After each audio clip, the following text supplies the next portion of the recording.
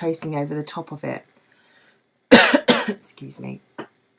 So one of the things that I advise, if you have no idea of doing technical drawings or don't even know where to start, it's a good idea to get some imagery off the internet or scan it in from a book, or even take a photo of one of your samples or a toile or a garment that you have in your wardrobe. Lay it completely flat on the ground, take a photograph of it directly above it so it's a bird's eye view, and you can open it up into Illustrator and use it as a template. So at the moment we have our layers over here. So our trouser at the moment is very it's dominating the page quite a bit. So if I double click on the thumbnail, I'm then allowed through this dialog box to dim the image. So I'm going to click on dim the image, and I'm going to keep it at 50 because I think actually I might make it a 70. Now it really just depends on how dark or how light your image is to what number you put in the percentage. So I'm just going to leave it at 70. You can see it's now become slightly faded, and so when I actually start drawing with my pen tool, I'll be able to see my line a lot more clearer. So one of the things we need to do, because this is a template, we will need to lock this layer and we will need to give ourselves a new layer. I'm just going to call this Technical Denim Jogger. Okay, I don't need to change any of these settings. I'm just going to go OK. So now you can see I have my original photograph image, and that's a lot because it has a padlock in that box. And I have my second layer, which is Technical Denim Jogger, which I'm now able to draw on. Now, when we normally draw technical drawings, especially if the design is symmetrical, we would give ourselves a guideline down the centre front so that when we draw one side of these trousers, we will be able to reflect it and get it exactly the same on the other side, and therefore a symmetrical drawing. So I'm going to just press Command R to get our rulers up. So at the moment you can see, as soon as I've done that, you can see there's a ruler that's above, going horizontally across and vertically down. Now to get a guide, basically what a guide is a temporary line, or that gives you some sort of guidance to where you would like to be. So I'm going to get my black arrow tool, I'm going to go to my rulers, and I'm going to click and drag across. So click and drag, and you'll see a broken line appears on your screen. When I let go of that line, you should be able to see that it's now become a solid line of a colour. Now if I'm not happy with the positioning of that, I can literally, it's locked at the moment, if I go to View and go to my guides, see how it's clicked on lock at the moment? It means that once I create a new guide, it will automatically lock it. If I take this function off by clicking on it now and going back to my guide, I'm now able to move it. Okay, so it's important though, when you've moved it, that you actually go back and lock that guide, because what will happen when you come to join your two halves, you will have an issue with the guideline being there. It will assume that the guideline actually is a stroke or a point. So what I'm going to do is go back to View, I'm going to go back to Guides, and I'm going to select Lock Guides. So as soon as I do that, you can see my guideline has turned to blue. It was red originally, and now it's gone back to blue and it's locked. So what I'm going to do now is I'm going to give myself a stroke colour of, let's use a brighter colour so that you guys at home can see this. I'm going to use red. Now I would suggest that if you are doing an outline of a garment, the weight or the thickness actually should be thicker than the internal line. So by that I mean everything that's sort of outside the outline of the silhouette, I think should be thicker, and I always do it as 2 as a reference. So what I'm going to do is I'm going to actually get my pen and I'm going to start drawing the front leg. So with my pen tool, the shortcut for that is just P. If you hover over the top, you will see actually that the pen tool comes up and there's a P. Let me close this down so it's a lot more easier to see. Okay, and let me close this down as well. So I'm going to get my pen tool and I'm going to start with my first point exactly on that guideline. Okay, so I'm going to click across, and then I'm going to come down. Now I've got to remember this is a photograph, so it hasn't been laid down as accurate on both sides, and I'm going to show you exactly where that is. So you can see I've kind of cut across here only because I know that the side seam or some of the back panels come through to the front. I'm going to come all the way down here again, and I'm going to hold my shift key, and keep my line straight there. Click back on that last point, come back up, and I'm going to finish here because, as I said before, the trousers itself is not laying completely flat, i.e. the photograph. So I've finished and completed one leg. Now I'm going to go back and do the same for the cuff. So I'm going to get my shape tool, which is just underneath the line segment tool. So I'm going to select the rectangle. So this is your shape tool. If you click on it, you'll see there's many other shapes, but what you need is the rectangle shape tool, which is M for the shortcut. Now I'm just going to hold the shift key down and click and drag outwards. So, let's try again. Actually, I don't need to hold the shift key there. I've got my... Okay, so I'm just going to click and drag outwards. And what I need to do is make sure that my cuff overlaps slightly.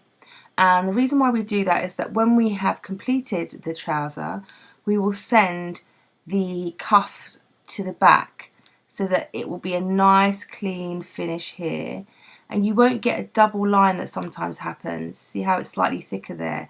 So that's why I always suggest it's a good idea to make sure that it kind of overlaps. I'm going to get the white arrow tool. You can see I've selected the white arrow tool, and I'm going to move my point in because actually at the cuff it goes slightly slanted, slightly at an angle, and that's the front part of my trouser leg. Now what we're going to do is, you can see that these trouser legs actually have an elastication at the bottom, so we're going to create a brush which gives this sort of random effect. Now if I get my pen tool, I'm just going to draw a straight line, and that line is going to be roughly the same width as the cuff in this instance. Now my stroke is a little bit thick for elastication, and I like to keep the elastication quite thin so it doesn't get confused with seam lines or stitching or anything else. So I'm going to take it down to 0.5. You can see straight away. So that's simply by going to Windows and looking at your strokes, and as soon as you do that you'll get this dialog box which is your strokes. You can change the weight here, but alternatively you can change the weight just beyond or just below the menu bar. So I'm going to just select this line again, and what we're going to do is we're going to apply an effect to this stroke. So what an effect is, it's a kind of texture or an element of some sort of detail, but it's applied to the stroke. So what that means is, let me show you. If we go to Effects, we go to Style, Distort and Transform, and then go to Zig Zag. So that's Effects, Distort and Transform, and Zig Zag. And then the next thing you're going to do is select Preview. So as soon as you do that, you'll see that the zigzag has now started to be applied to that line. So we can move this and do all sorts of things with our zigzag, but for elastication I think it's a really nice idea to keep your points smooth. So at the moment it's on corner, so that's why you see it's quite pointed. But if I click smooth, you can see how the points now are still rounded, or they've changed to be rounded. Now the ridges per segment, if I increase that, you can see that there's more zigzags per on the stroke itself. So if I change the size now, you can see that it's making the zigzag slightly wider as well. So this is the ridges per segment, so that's the zigzags per stroke, and the size is the thickness, or the height, sorry, of the zigzag itself. So I'm quite happy with that at the moment. I'm going to leave that at that. Okay, then I'm going to just say okay. Now at the moment, because this is a stroke, if I was to go to my strokes like I showed you before and changed it to 4 or change it to any number, it will change the size or the thickness of the line because it's still a stroke. And likewise, if I want to lengthen this, if I get my white arrow tool and I hover over the last point, I can also lengthen that line. Okay. So at the moment, if I wanted to, let's go closer to this, if I wanted to amend any of these sections here, any of the points, or delete sections of it, I would not be able to do it because it's still a stroke. So you can see the line going through the center of the zigzag. So if I want to break this up so I'm able to edit any part of this zigzag, I need to go to Objects, Expand Appearance. Before I do that, I just want to go back and just show you something else actually, just in case you are not happy with the zigzag that you've done. If you want to change the zigzag, most people make this mistake and they go to Effects, Distort and Transform, and Zigzag. And it will say apply new effect, and people carry on, continue, and they get this crazy thing on the screen. So it's kind of applied another zigzag on top of the zigzag effect you did originally. So if you want to change the zigzag, this is the best way to do it. If you go to Windows, you go to Appearance, once you get the Appearance dialog box up, you will see that there is a heading or a section for zigzag, and as I've hovered over it, you can see it says click to edit effect. So if I click on this now, I am now able to change this again or make it more as I would like it to be. So I'm just going to go okay. So that's a really good way, or that's the best way, if not anything, the only way to change that zigzag without expanding it. So as I said, at the moment this is still a stroke and I cannot select individual points. So the only way I can do that is to, let's make sure we select this with the black arrow tool. If we go to Objects, Expand Appearance, you can see straight away that that line that went through the center, that was the stroke line, has actually disappeared. So now if I get my white arrow tool and select this line, you can see, or select the zigzag, that now there is points at each segment, whereas before there wasn't. So what that means I can do is I can actually edit any part of this zigzag without affecting the whole thing. So what I'm aiming to do now is I'm trying to make my zigzag look a little bit more natural rather than it being really regimented. And how I can do that is literally by getting my white arrow tool, selecting part of the line, and deleting, that's because I'm pressing enter, selecting part of the line and just press delete, and you can see it's now starting to get a little bit more random, looking a bit more natural.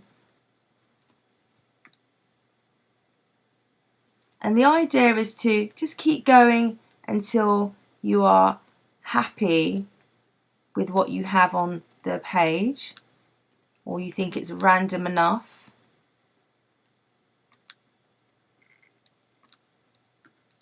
You can make it, and I'm just going along, changing parts of it, and I'm bearing in mind the randomness of this.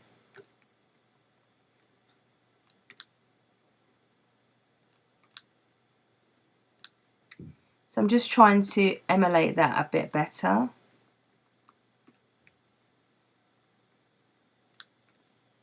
See, it's a lot less regular. And I'm still not happy with the thickness of this, so I'm going to take it down one more point downwards. So I'm going to get my black arrow tool, select everything, go to my strokes and select 0.25, which I think is a lot nicer. So now we've got our zigzag. We've got sort of an effect going on here. And again, just you can keep going until you're really happy with it. And what we're going to do now is we want to be able to create this as a brush almost, so that we can apply it to not just this cuff but to other areas, maybe the waistband for instance, that we need to do later on. So we're going to make this into a brush, and this is how we're going to do it. We're going to get our black arrow tool, we're going to select our elasticated zigzag that we've now created, and we're going to go to brushes. So if you go to Windows and brushes or F5, you'll get this brush dialog box that pops up.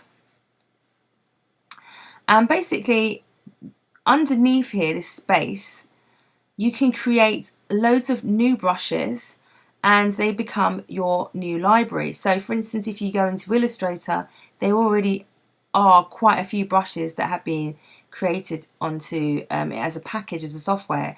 So if I was to click on this downward arrow and go to Open Brush Library, you can see there's quite a few different brush libraries that have already been created, and so that's quite handy to look at. You may find something that you would use, but in this instance we're going to make our own. So I've selected everything with my black arrow tool, and all I'm going to do is, let me do that again, is click and drag and drop that into the brush library. Now it's going to ask me a new brush. What do I want to do? And in this instance, we want to create a new pattern brush. And so I'm going to go OK. Then we'll get another dialog box, and we can call this our elasticated brush. And then we can say select the fit section, and we're going to do approximate path. And so basically the path and the stroke, it's going to imitate the actual path. So if you draw a line that's 1, it will do it to the approximate path. Paths and strokes are almost the same thing. So colorization, we're going to change to tints and shades. And this basically means that if I want to at a later date change this elastication to black or to another color, it will allow me to do so. So it's important that you select tints and shades. Nothing else needs to be changed. You're just going to go OK. Now as soon as I've done that, you can see already that the brush that I've created is already in the library. And so if I decide to draw any line, no matter what shape line it is, just using the pen tool and then clicking on the brush, it will apply that brush to that stroke. Okay, so now we've got that, I can now delete everything, and I can now give myself a zigzag in this cuff. So I'm going to select it with my black arrow tool, I'm going to Command C, Command V. I'm duplicating that shape, because once we've created our brush, we want to do a clipping mask. So what I'm going to do is I'm going to draw a straight line through the center of the cuff, and then I'm going to click on the brushes, and you can see already that that has already appeared on that stroke. Now it's important when we're doing a clipping mask, because what a clipping mask actually is it will mask out everything that goes beyond this shape. So I'm going to bring this shape to the front because it's really important to do that when we're using a clipping mask. I'm going to right click, arrange, and I'm going to bring to the front. To help myself out, I'm going to give myself a fill color so I can see that it definitely is to the front. So once I've done that, I'm then going to get my black arrow tool, select both the brush and the shape, and all I'm going to do is Command 7. And straight away, the brush, any detail of the brush that was outside that shape has been masked out. It's still there, so if I was to double click on that shape, you can see that it's still there. All I needed to do is right click and then I can do release clipping mask.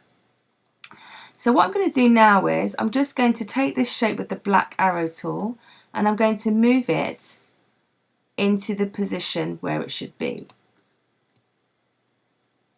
Okay, move it back for 1 second. Move it back again. Oops. Going to move that out of the way because what I want to do is give myself a fill colour. So let's get this shape out of the way. So we've got this shape. We need to give this shape a fill colour of white and then we can put it back in the right position. Now you can see already that we have got our cuff in the right place. For ease, if you would get your black arrow tool and just select just the corner, making sure that you touch the brush and the shape, and we're going to do Command G, and that is to make sure that we have grouped that shape so it doesn't get lost as we're moving around the page. It will stay as one section. So now we've got that, we're going to reflect this.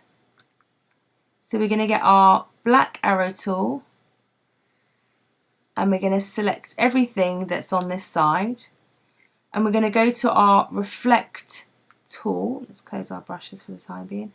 So your reflect tool would be underneath this rotate tool. If you can't find it, the shortcut is O. So what I've done is I've click and hold over the rotate, and then I can then select the reflect tool. So now I've done that, I can get my black arrow tool, so I'm making sure that I've selected everything, go to my reflect. Now I'm going to hold my Alt key and I'm going to click on that guide that I created in the very beginning. So if you see, you go a bit closer. So as let me make sure that I've selected that. I'm going to hold my shift key and I'm going to click on that guideline, and straight away the reflect dialog box pops up. You need to select preview and you can see already where it's going to reflect to. Now don't press OK, you need to now press copy. So press copy. Now you can see I have two halves. Now we're nearly there, we've nearly finished the front of this leg, of this trouser. We've got both legs and then we're going to do in part 2 the waistband. To get your white arrow tool, and I want you to go close up to your waistband. Now at the moment, not waistband, the waist, you can see that these two legs are not joined. And if we go to fill them, it will be a problem. There will be a gap when you go to fill them with a colour. It wouldn't look very nice. There'll be a gap of white between where there's an opening. So what you need to do is you need to select both of those points, and by doing that I'm going to get my white arrow tool and I'm just going to drag over until I have a look. You can see there's two little points there and they're actually coloured in, they're actually red, which means they're selected. If I show you one of the points on this side, you can see that that's still white. So whatever I do next is not going to affect any point that is white. So all the other points that I never selected with the white arrow tool will not be affected by this next action. So what we're going to do next is right click, average. Now what that does is it's going to move those 2 points to the central position, so the average position. So it's almost like being in America and us being in England, and we're going to meet each other, or you being in America and me being in the UK, and we're going to meet each other halfway between those two countries.